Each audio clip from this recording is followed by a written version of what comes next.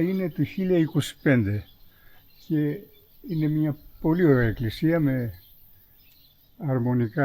αρμονικούς όγκους και υπάρχουν μόνο 7 εκκλησίες στην Ελλάδα που έχουν περάσει τα 1000 χρόνια και λειτουργούν. Μία από αυτές είναι τούτη εδώ, του προφήτη Ηλία. Η πέτρα έχει κοπεί από το βράχο δίπλα, είναι πορόλιθος και υπάρχουν και μερικά γράμματα που δεν ξεχωρίζουμε τι ακριβώς συμβαίνει. Και σε αυτό το σημείο είχε δολοφονηθεί και ο Παπακάτσαρης στον καιρό του Ιμπραήμ. Α, μάλιστα. Ναι.